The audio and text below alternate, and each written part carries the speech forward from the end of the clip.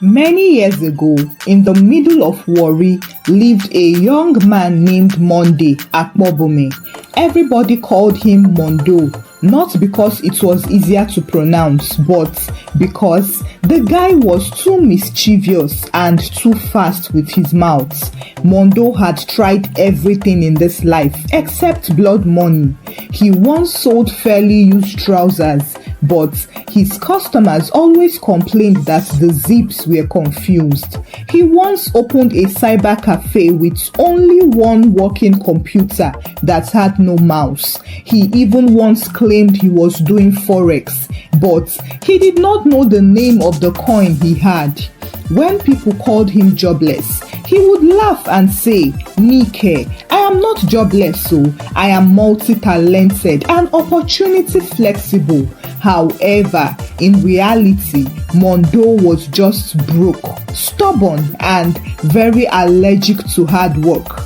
Every time he scrolled through his WhatsApp status, he would see boys like Onome Bitcoin and Ogale Papi Yankee flexing in Canada or America, buying Benz and eating big chicken in restaurants with names that started with Chez or La.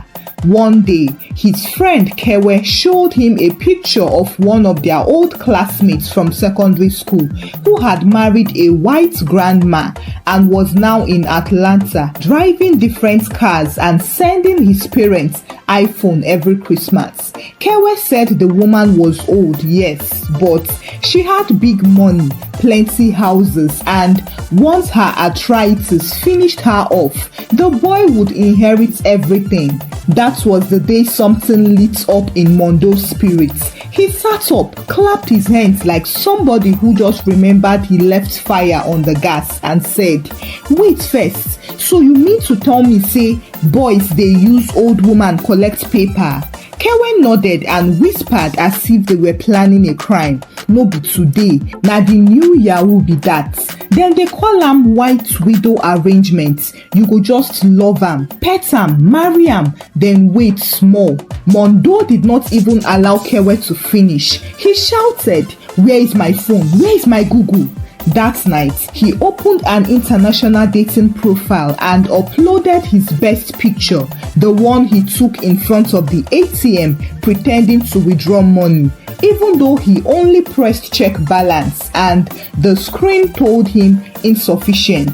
He described himself as a young African entrepreneur with a heart full of passion and a desire to love and protect, even though the only thing he had ever protected was his last 200 naira from beggars.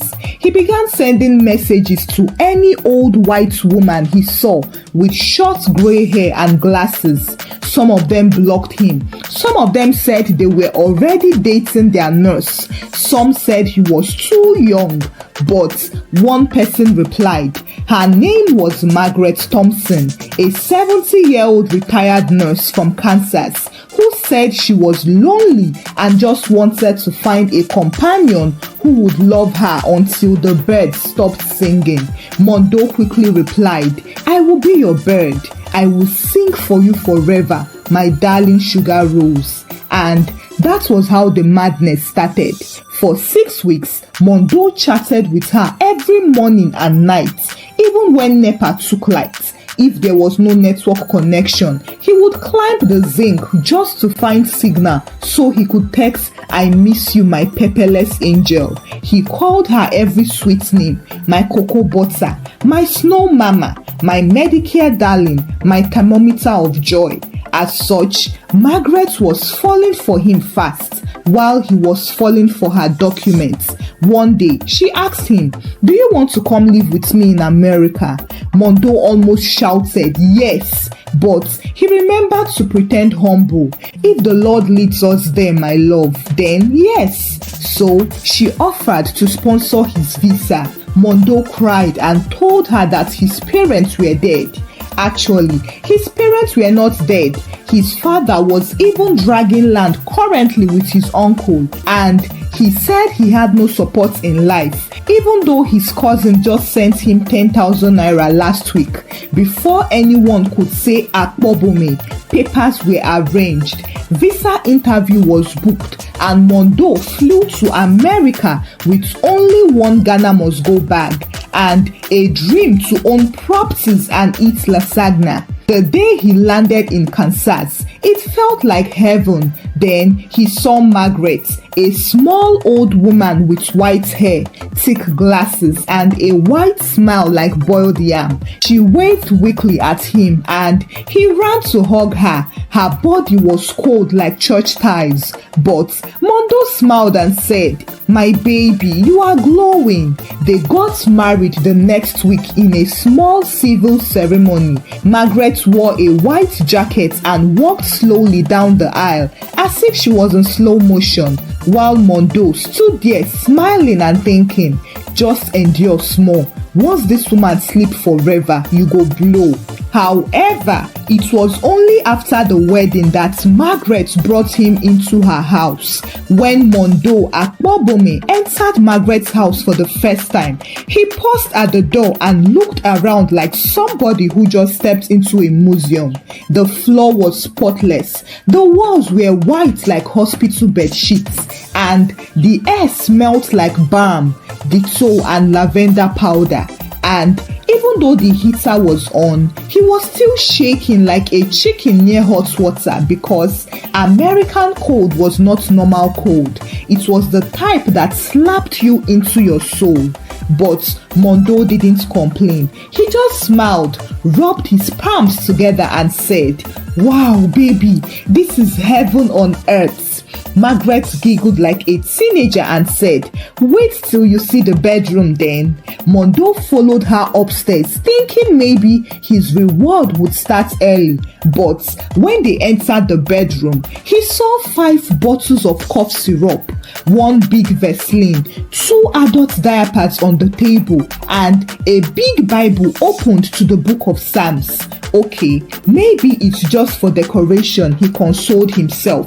But he should have known, because that night, instead of honeymoon kisses and sweet pillow talk, Mondo was helping Margaret put heating pads on her knees, rub menthol into her back, and adjust her breathing machine. And instead of mourning, all he heard was Margaret complaining, "My hip is locking again."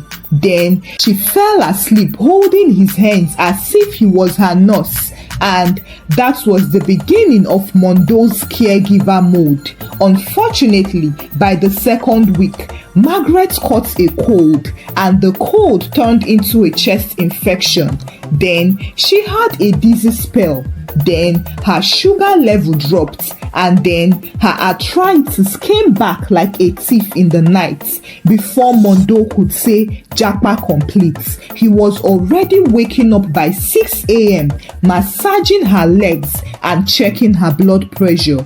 When she mistakenly pooped on the rug one morning and he had to clean it with gloves while holding his breath, Mondo looked up to the heaven and cried, "Is this what I left worry for?" But every time he felt like running, he remembered the mansion, the estate, the cars, the money, and her will. He would tell himself, "Just hold on small. Once she goes, you go blow." But things didn't get better. Instead of dying fast like Mondo expected, Margaret was fighting to live like a chicken holding on to the last grain of rice. Her spirit was strong, but her body was slow.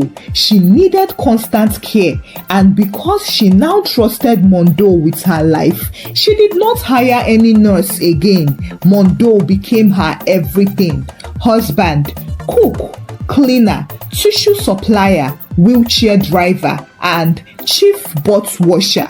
One day, Kewe video called him. Mondo wore sweater and scarf, and he sat near the window pretending to sip hot chocolates. "Guy, how far now?" Mondo shouted. "See how you fresh. You know they even put stores again. No, you dey live soft life." Mondo smiled like a sheep and said, "My brother, America sweet oh, you no go understand." Meanwhile, as they were talking, Margaret shouted from the room, "Mondo, I need to poo again." Mondo panicked and quickly ended the call. "Network dey shake here oh, snow dey affect am, we go talk later." He dropped the phone and rushed into the room. But when he opened the door, he saw the full disaster already on the floor. He cried and said, "Na sin I sin, abi na my village people dey do me?" That night, Mondo checked his account balance. Margaret only gave him small allowance, just enough to buy groceries and maybe slippers. All her accounts were managed by her lawyer and financial advisors. He couldn't touch any major money. He couldn't even drive her car without permission, and she had no children, so her nieces and nephews were watching him like hawks. He opened WhatsApp and saw messages from his mom. "We hear you are rich now. Please send money. Your younger brother needs school fees." Another message was from his uncle. "Remember us when God has lifted you." And another one from a girl he once toasted. "Hi Zaddy, I see you are in America now. Don't forget old friends oh." He dropped the phone and sighed deeply. "I no get money. I no get peace. I no get green card yet. And still, I dey clean bomb like nurse." But he couldn't leave because he had signed papers that tied his immigration status to the marriage. If he left or cheated, he could be deported, and even if he stayed and endured, he still couldn't get access to her estate until she was gone, which meant he had to wait. So he waited and waited and waited for 3 full years. By now, Mondo Akpobome had changed completely. His face was lean, his shoulders were bent, and his voice had gone from "my baby sugar tomato" to "yes ma'am, I'll bring the worker now." The first year had broken his spirit. The second year had crushed his pride, and by the third year, even his accent had joined Margaret's own. He no longer said, "How far now?" He now said, "Would you like chamomile tea or peppermint, ma'am?" He was not in a marriage. Rather, he was on a nursing duty with a wedding ring. In the mornings, Mondo would wake up at 5:30 a.m. before the alarm rang, not because he was disciplined, but because Margaret's snoring sounded like 2 old dogs fighting over custard. He would stretch carefully as his back had started giving him small signs, and then he would tiptoe to the kitchen, boil water, soak oats, crush her morning pills, blend her banana smoothie, set out her walking shoes, arrange her incontinence pads, and opened the curtains just enough to let light in, but not too much because Margaret's eyes were sensitive. Then he would go back and gently tap her arm. "Good morning, sunshine," and she would smile tiredly and ask, "Where's my tea, my African baby?" Mondo would grit his teeth and say sweetly, "Coming right up, darling." By 8 a.m., he would bathe her, comb her hair, help her dress in her flowered gown, and then guide her to her favorite chair where she would spend the rest of the day watching reruns of old church programs and Judge Judy. At 12 noon, he would serve her soup and mashed carrots. At 3 p.m., he had to help her stretch her knees. At 5 p.m., he had to reheat her feet warmer. At 7 p.m., he had to read her Bible verses. At 9 p.m., he had to sing "It Is Well With My Soul" while rubbing ointment on her ankles. Mondo looked at his life and sighed. "Na me dey do praise and worship. Na still me dey do massage and pharmacy." Meanwhile, his Nigerian people were busy dragging him on WhatsApp because they believed he had forgotten them. His younger brother posted, "Some people think because they now eat burger, they should forget their roots." His cousin said in the family group, "America don't turn some people to strangers. Them no dey pick call again o." What they didn't know was that Mondo was living in bondage, physical, spiritual, and emotional bondage, because Margaret had people watching him for her. Sometimes he would try to sneak out just to walk around the block and get fresh air, but the neighbors would report him to Margaret. "We saw your husband walking with another woman. Is everything all right?" Margaret would then call a family meeting with the lawyer and her estate advisor, and Mondo would sit in the living room like a child that stole meat while they asked him to explain why he spent 17 minutes at the corner bakery. Even when he tried to flirt with a younger woman online, the lawyer caught it because Margaret had installed remote tracking software on his phone for safety purposes. He cried internally. "So this is what marriage has become. I dey inside prison, but I no wear uniform." However, the only thing keeping him going was the dream that one day, one sweet, quiet, peaceful day, Margaret would sleep and forget to wake up, and then all this mansion, this house with 4 bedrooms, 2 cars, walk-in freezer, expensive jewelry, bank savings, shares, everything would become his. So he endured. He endured the soup that tasted like wet bread. He endured the sound of her nasal spray. He endured the way she always farted when she sneezed. He endured it all because he believed in his heart that big man cries now, big man enjoys later. Well, unfortunately for him, his village people were not in agreement, and it seemed like they followed him all the way to America because Margaret's health was not declining at all. In fact, over the years, ever since Mondo came into her life, she had stabilized. Her blood pressure was normal. Her sugar levels had improved. Her therapist said she had renewed joy, and her lawyer even joked, "It looks like Mondo is your real medicine." Mondo laughed nervously, but deep down, he was crying because this woman that was supposed to leave this world in 6 months had now stayed for 3 years, stronger, fatter, and more stubborn than before. One night, while cleaning her denture, Mondo sat back, sighed, and whispered to himself, "Is it possible say na me dey keep this woman alive?" Well, he couldn't do anything because he obviously couldn't do nature's job for her. So he waited until one Wednesday morning. Mondo had just finished steaming vegetables for Margaret's breakfast when he noticed the silence in the room.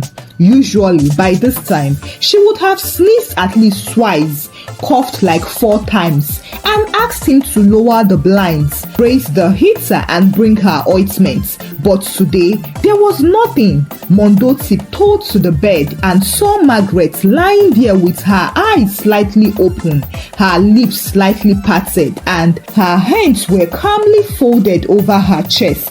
At first, he thought she was meditating, so he called out softly, "Baby, your tea is ready." She didn't answer. He came closer, shook her gently, but there was no response. Then he noticed her chest wasn't moving. He panicked, screamed, and shook her harder. "Margaret, baby, wake up. Don't do this to me today, oh." But Margaret was gone, just like that. After all the pills, after all the ointments, after all the mashed potatoes, after 3 years of diapers, foot massages, Bible studies, therapy dogs, breathing machines, Margaret had gone home to rest. Mondo sat on the floor and started crying, but not just ordinary crying, double-sided tears. One of his eyes was crying from shock and sorrow, while the other eye was crying from joy and relief. Because as much as he would miss Margaret's occasional smiles and her "God bless you, baby," deep down, Mondo was already seeing himself wearing suits, sitting in a lawyer's office and nodding like a billionaire. He looked at her body again, sniffed, and then said, "You try. You really tried. You held on for too long. But it is time now. Rest. I will take care of everything. He picked up the phone and called 911. The ambulance came. The doctors checked her and confirmed the obvious. Margaret Ellis Akpobome, aged 73, had passed peacefully in her sleep. The police confirmed that there was no foul play and the funeral home came. Everything was going smoothly, too smoothly until the lawyer called. Margaret's lawyer, Mrs. Sheila Jamieson, called him. Mondo, I'll be reading the will by Friday. Can you make it to the firm by 11 a.m.? Say no more because Mondo wore his best clothes that day, his black chinos and a wine-colored shirt he had been saving since he arrived America. He even borrowed Margaret's perfume and sprayed it 5 times on his chest. Today na today, he said to himself, I don't suffer rich, make the money enter. There were a few people in the lawyer's office, 2 of Margaret's nephews, one grey-haired neighbor who always brought soup, and the choir director. Mondo sat quietly, crossed his legs, and waited like a calm crocodile. Then Sheila entered with a brown envelope. She opened the will and started reading. To my nephew Matthew, I leave my antique piano and my record collection. To my church choir, I leave the sum of $10,000 for music equipment. To my dog Bentley, I leave a $15,000 pet care trust to ensure he is never neglected. Mondo blinked. He adjusted his shirt. There was still no mention of him. Sheila continued.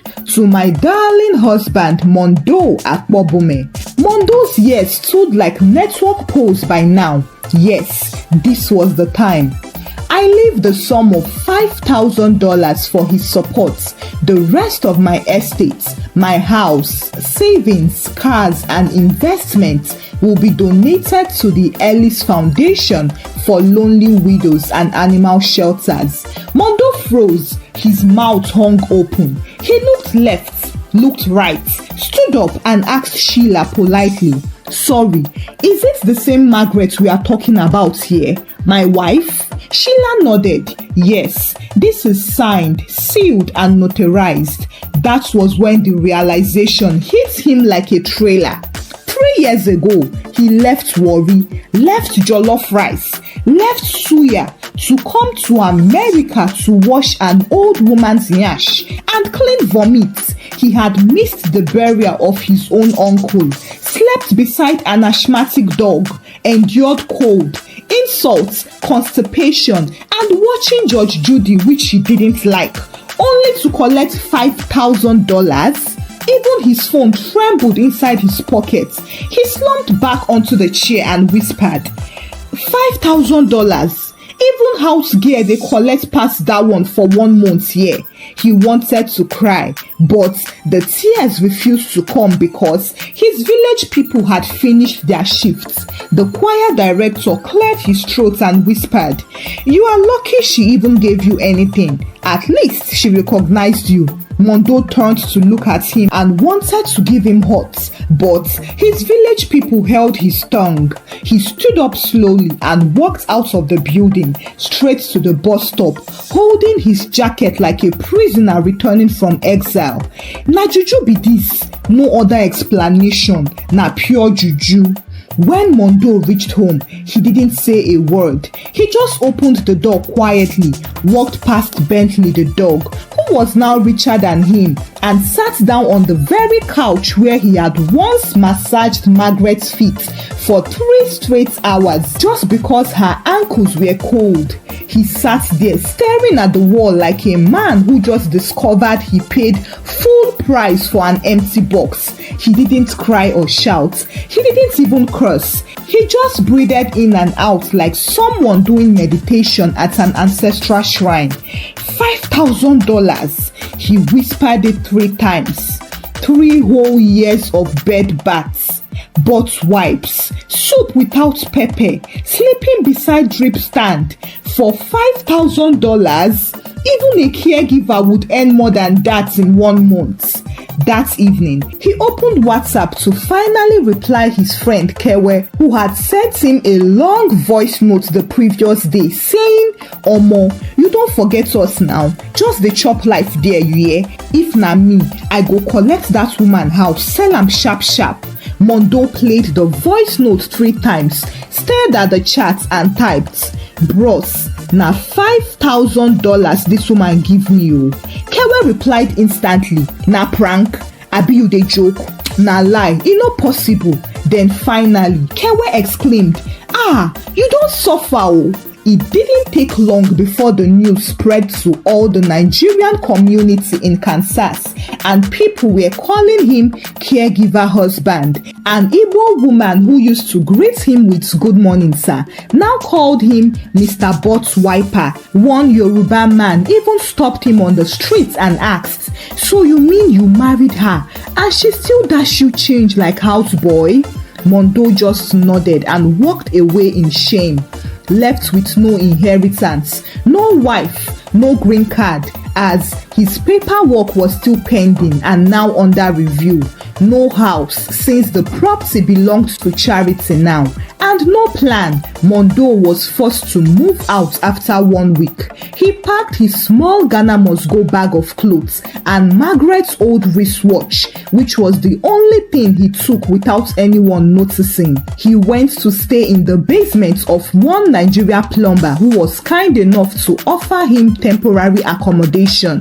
As such, Mondo went from changing Margaret's silk nightgowns to sharing space with cockroaches and a leaking pipe.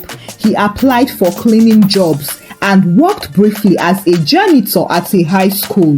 But one day, while scrubbing the toilets, a Nigerian boy shouted, "Look at that man. My mom said he married an old woman for papers. He now washes WC." This one pained him like pepper inside wound, and he left the job. He tried taxi next, but the car owner accused him of overusing fuel and slapped him in public. Mondo considered returning to Nigeria, but what will he tell the village people? That he washed an expired woman for 3 years and came back with only $5,000 and athlete's foods? Never. He would remain here. However, just when he thought all hope was lost and it couldn't get worse, he got a call from Mrs. Sheila Jamison, Margaret's lawyer. "Mondo, I have some news." Mondo sat up sharply. Maybe it was to tell him that there was a mistake in the will, or maybe Margaret had another account she forgot to include, or maybe Bentley the dog had suddenly died and willed his own trust fund to him. But no, it was none of this. I just wanted to inform you that you've been nominated as a speaker for the Ellis Foundation Senior Care Workshop because of your amazing dedication to Margaret. Mondo was confused. "Sorry, speaker? For what?" Sheila continued cheerfully. "It's a volunteer role, no payment, but you will inspire many." Mondo wanted to press the red button and throw the phone into hot water, but he couldn't afford a new one. So he quietly placed the phone on the floor, sat beside it, stared at the ceiling, and finally let out the laughter he had been holding in for 3 years. It wasn't an ordinary laughter. It was that mad laughter that sounds like when a generator is trying to stand. Then deep hot tears followed. Life had indeed played him April Fool, and last card checkup. He didn't even know when he slept, but when he woke up the next morning, Mondo picked up a paper and wrote in block letters, "From today, I will never marry any grandma again. If I no blow for this life, make I go blow for heaven." He folded the paper and put it into his Bible. Thank you for watching the story. Kindly share your thoughts about the story with me in the comment section. Do you think Margaret was wrong? Or do you think Mondo deserved what he got? Let me know what you think in the comment section. Kindly share the story out with your loved ones. Give the story a thumbs up and subscribe to this channel if you've not done so by now. Until I bring another story your way. Bye!